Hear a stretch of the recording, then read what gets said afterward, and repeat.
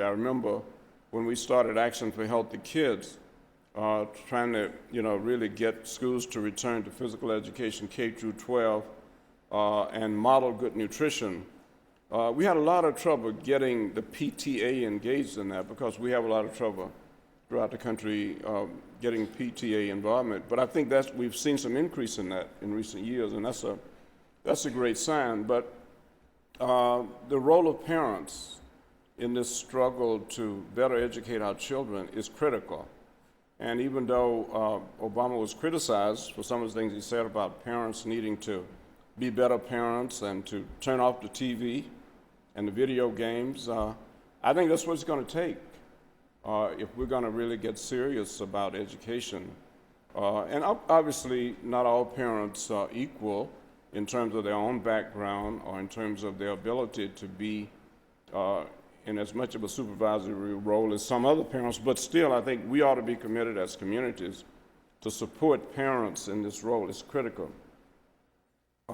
He said that we need to provide young people with early experiences in the use of science and technology. And I think that's something that you really can help schools with. Young people need not only to experience science and math in the classroom, they need to see how it's used in businesses, in technology.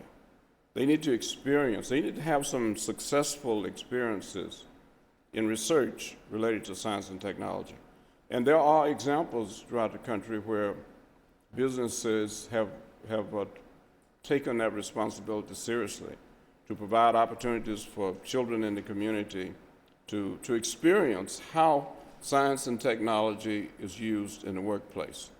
I think the problem we have is that some of our students have a lot of trouble connecting the dots when it comes to connecting what is going on in the classroom with what's going on in the world and what they need to do to better prepare for what's going on in the world. So anything we can do to narrow that gap and make opportunities available to schools to have students spend time, well, sometimes it even just starts with a tour of your plant or your company, understanding how the science and technology that they're learning in school is being applied.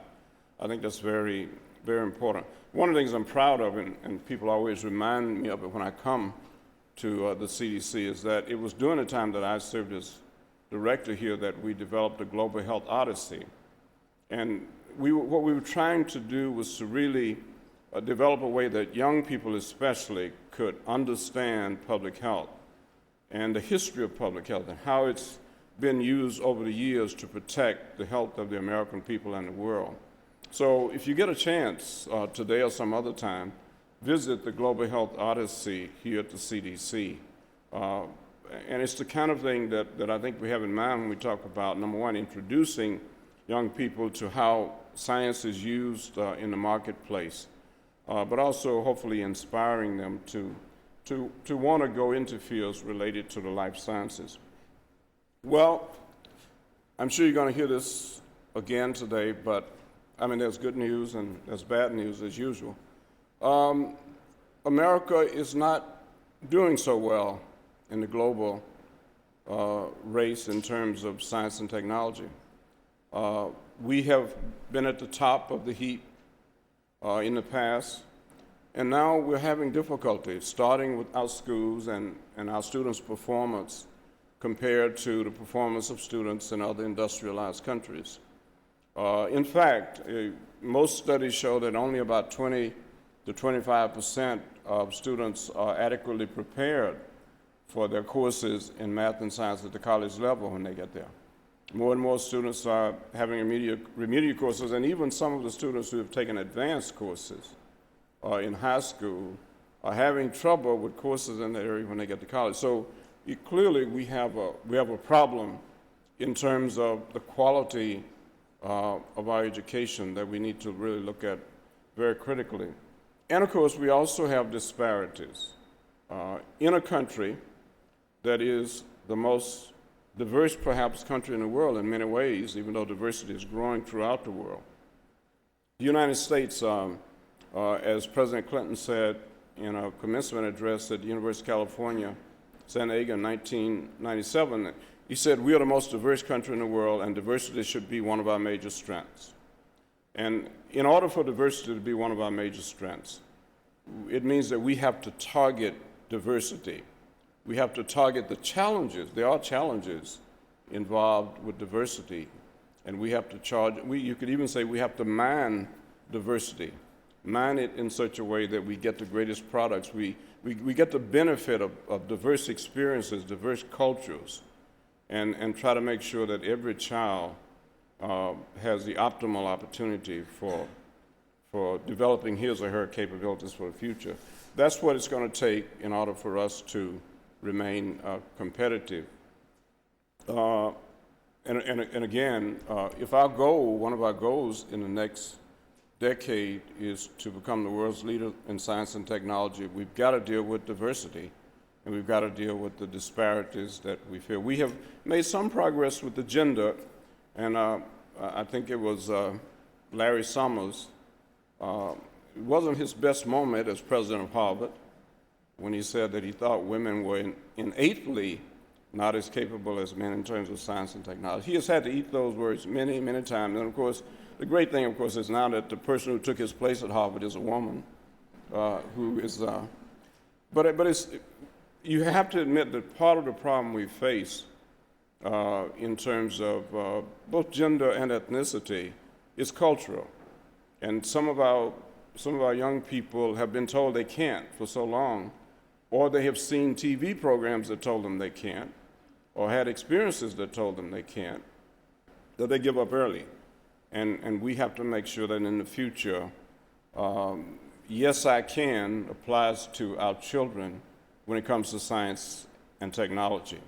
We can do that. We can achieve that. You can help with that in terms of your partnership with the educational system throughout the state of Georgia. There is a global threat, there's no question about that, in many ways.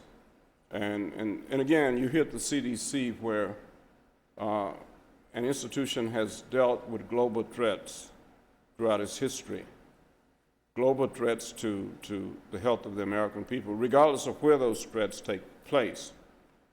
And of course, a lot of things that are happening now in our society represent global threats.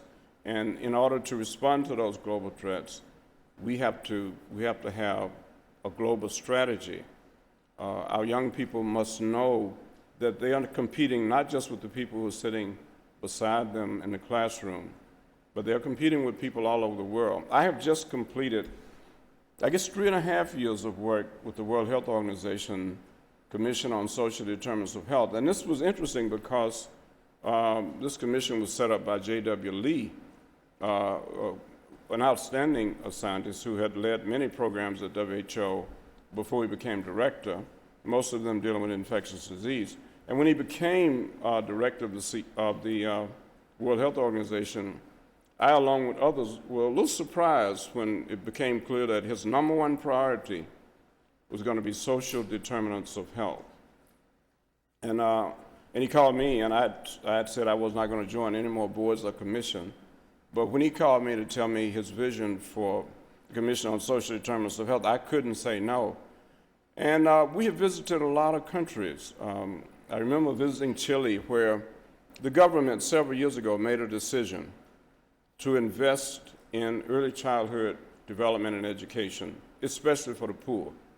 The government of Chile decided that one way to improve its economy, one way to improve the health of its population, was to invest in children whose parents may not have the resources to invest in them.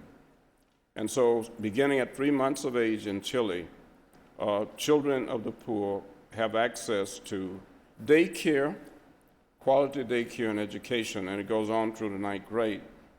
So this whole idea of investing, especially in the poor, is a very interesting one.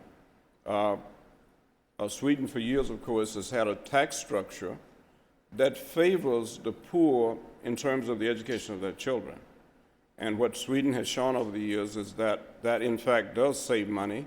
In the long run, it's more cost